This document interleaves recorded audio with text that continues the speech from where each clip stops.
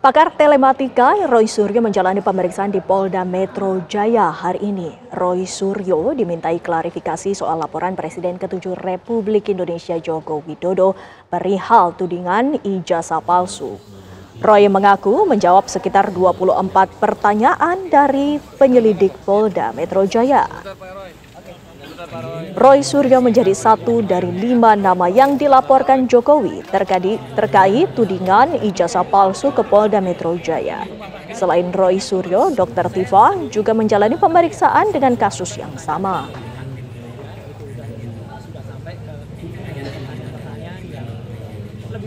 Saya tadi datang tepat jam 10 kurang dan masuk jam 10 dan penyidik baik ya memberikan kita kesempatan untuk sholat zuhur dan juga makan siang itu jam 12 tadi.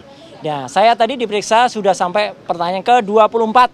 Kalau orang bertanya, "Loh kok cepet?" Yang lain, iya, karena apa? Karena saya fokus pada pertanyaannya, pada surat panggilannya.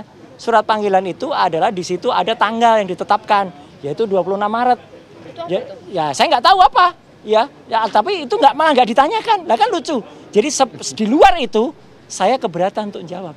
Ya. Tadi ditanyakan kok saya macam-macam lah, ada podcast ini, saya bilang, "Ada nggak podcast itu di surat ini?" Nggak ada. Ya udah. Saya keberatan. Surat pemanggilannya tentang apa, Om Roy? Surat pemanggilannya adalah dilaporkan oleh seseorang bernama Joko Widodo, ya, dengan pasal-pasal so abrek ya. Ada pasal 310, 311, 27A ITE, 232 ITE dan 35 ITE. Saya sampaikan pasal ITE, pasal-pasal di ITE itu tadi saya kasih kuliah dikit juga ya di dalamnya, dan itu saya minta ditulis. Jangan hanya kuliah-kuliah aja ya. Pasal ITE itu dibuat oleh Indonesia supaya kita itu diakui di dunia internasional untuk informasi dan transaksi elektronik, bukan untuk mempidanakan. Adalah lucu, dalam undangan itu tidak ada juga siapa terlapornya. Padahal kan sudah disebut di mana-mana, sudah ember tuh ya. Lawyernya mengatakan terlapornya adalah ini. Tapi dalam surat itu nggak ada.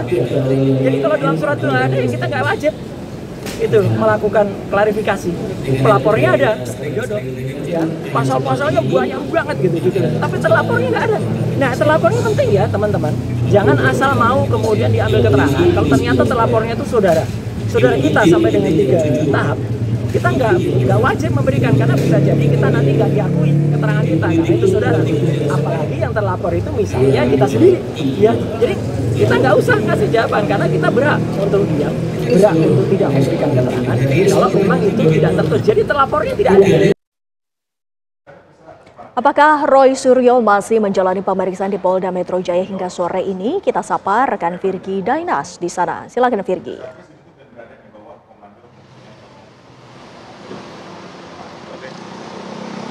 Ya, selamat sore Wendy dan juga pemirsa. Benar sekali, hari ini Kamis 15 Mei 2025, Roy Suryo selaku mantan Menteri Menpora di era SBY dipanggil untuk undangan klarifikasi atas tudingan kasus ijazah palsu Presiden ke-7 Republik Indonesia Joko Widodo.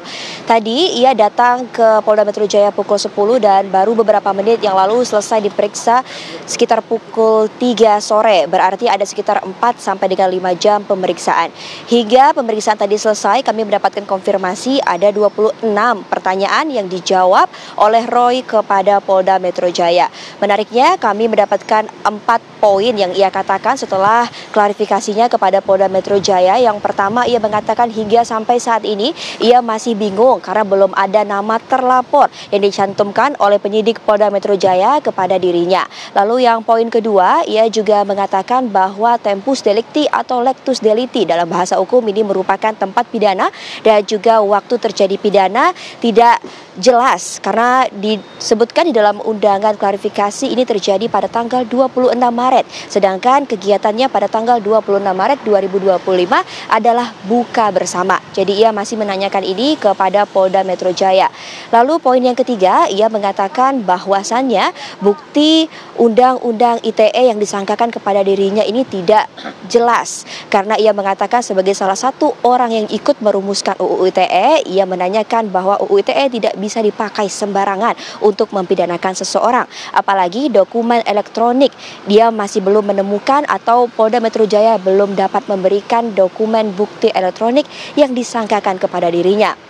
Dan poin yang keempat, tadi ia menyampaikan dan juga masih menekankan bahwasannya dirinya dan juga Dr. Tifa, ia yakin sekali tidak terlibat dalam tudingan ijazah palsu Joko Widodo karena bukti-bukti administratif yang belum jelas dilakukan oleh penyidik Polda Metro Jaya kepada dirinya dan juga Dr. Tifa. Dan ada sedikit pernyataan menarik dari dirinya tadi ketika ia mengatakan tersebar luas di media bahwa beberapa nama mangkir, salah satunya Abraham Samad, mantan Ketua Komisi Pemberantasan Korupsi tahun 2011 hingga 2015. Namun ia memberikan statement kepada media bahwasannya Abraham Samad nyatanya belum menerima undangan baik fisik maupun non-fisik dari penyidik Polda Metro Jaya atas undangan klarifikasi.